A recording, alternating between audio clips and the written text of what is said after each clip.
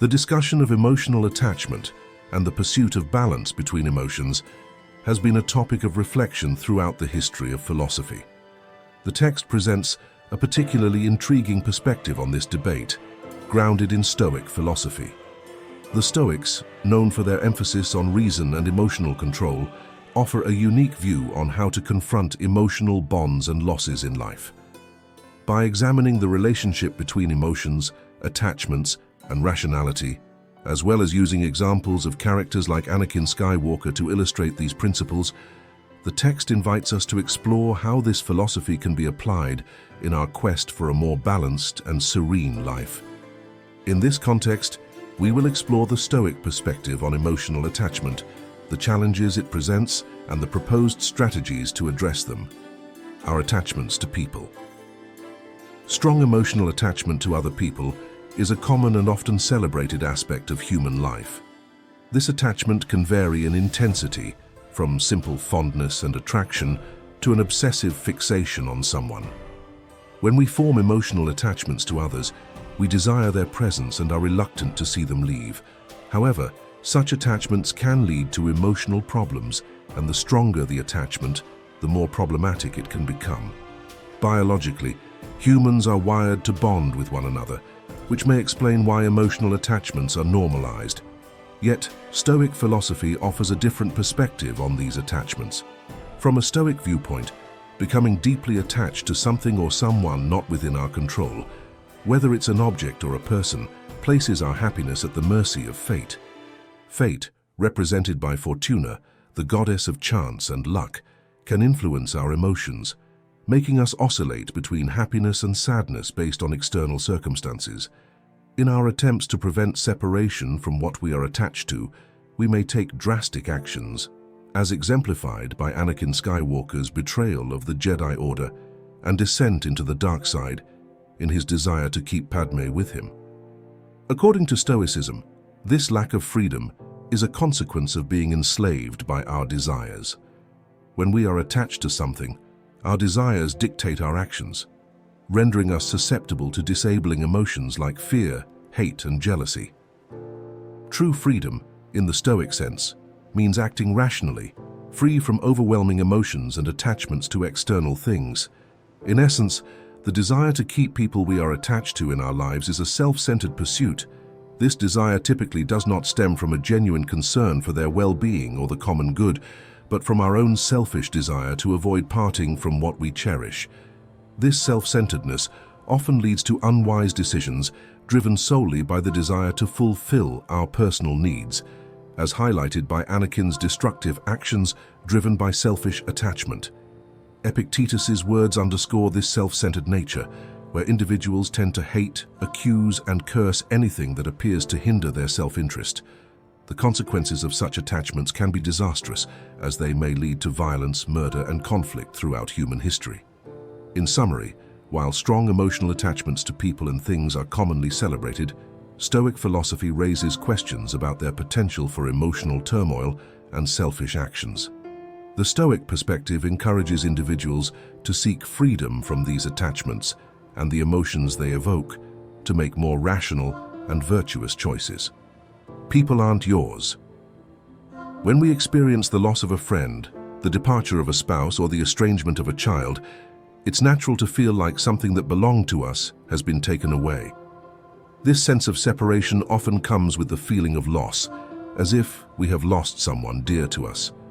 However, from a Stoic perspective, this is not the correct way to interpret such events. According to Stoicism, we don't actually lose people. Rather, we return them because they were never truly ours to begin with. Epictetus, the Stoic philosopher, expressed this idea succinctly when he said, "Never say of anything, 'I have lost it,' but 'I have returned it.'" In Epictetus' teachings, he emphasizes the notion that external factors, including our relationships with others, are not within our control, and therefore cannot be considered our possessions. Most of what we commonly regard as our possessions are not truly ours, as they can be lost or taken away from us suddenly. When it comes to our attachments to people, we may find ourselves in a gray area. In Epictetus's time, slavery was a common practice, and people could be owned as possessions. Epictetus himself was once enslaved before he began teaching philosophy.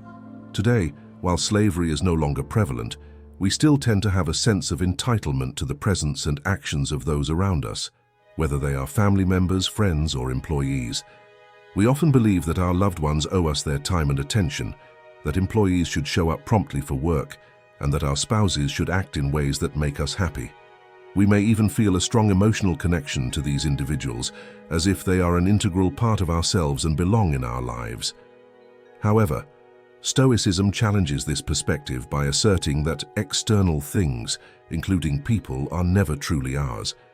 If they were, they would always conform to our desires, never leave us, and remain immune to being taken away by others. In reality, ownership of external things is merely an illusion that contradicts the fundamental Stoic principle that external events are beyond our control.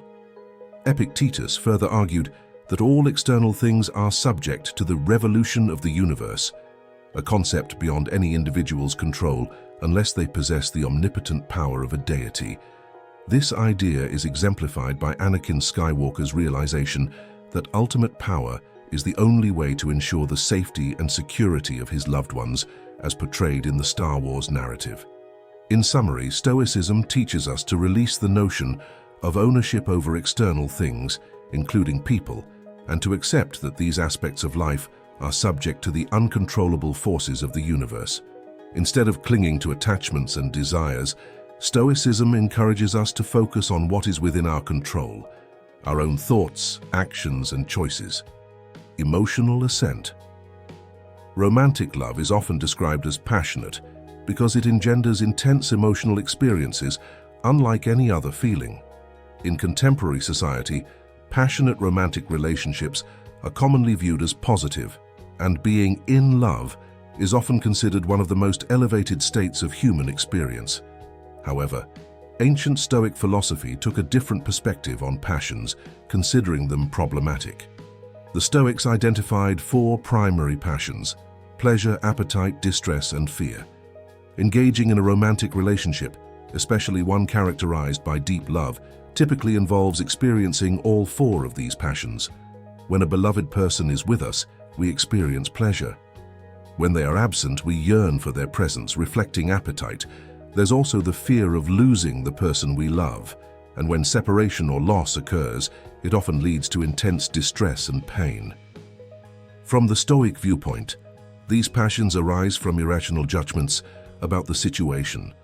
For instance, there is nothing inherently good about someone being in our presence, and there is nothing inherently bad about their absence or loss. Loss and death are natural aspects of life and, at best, neutral events. However, irrational judgments that label these events as either good or bad trigger the passions as our thoughts become dissonant with reason. To overcome these passions, the Stoics advocate using reason. Epictetus offers practical advice, suggesting that individuals practice detaching themselves from things, starting with trivial possessions and gradually advancing to more significant attachments, including loved ones. This process involves purifying one's judgments to prevent attaching value judgments that may lead to pain when these attachments are inevitably disrupted. Anakin Skywalker's predicament in his romantic relationship with Padme Amidala reflects the struggle of irrational judgment versus reason.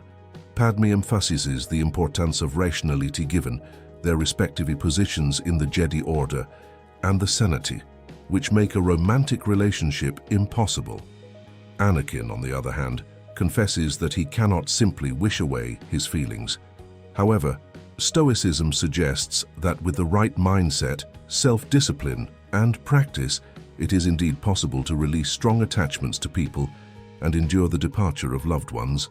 Stoicism teaches that by aligning our thoughts with reason, we can free ourselves from the grip of irrational passions. Seneca's letter. A practitioner of Stoicism should not aim to be completely emotionless in the face of loss. Stoicism does not advocate for the complete suppression of emotions, but rather the mastery of one's emotional responses and the avoidance of irrational passions. Maintaining equanimity in the face of loss is indeed challenging, and Stoicism recognizes that it takes time, practice, and discipline to achieve this ideal. Stoicism acknowledges the existence of what it calls proto-emotions, which are initial automatic emotional reactions that we do not have control over. These proto-emotions are natural bodily responses and may include initial startle responses to danger or tearing up when hearing about a tragedy. Stoicism does not require practitioners to suppress these involuntary bodily reactions. Instead, it focuses on preventing the irrational passions that may arise afterward if we think irrationally about these proto-emotions. In the context of grief and loss, Stoicism does not demand that individuals become completely emotionless. Instead, it encourages individuals to examine their judgments and thoughts surrounding loss and to avoid irrational responses that may intensify their suffering. The goal is to attain a balanced and rational perspective on loss. Seneca's letter to his mother, Helvia, offers an alternative perspective on handling grief.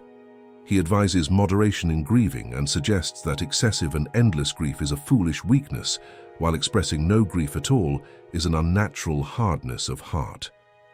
Seneca recommends finding a middle ground between unbridled emotional expression and complete emotional suppression.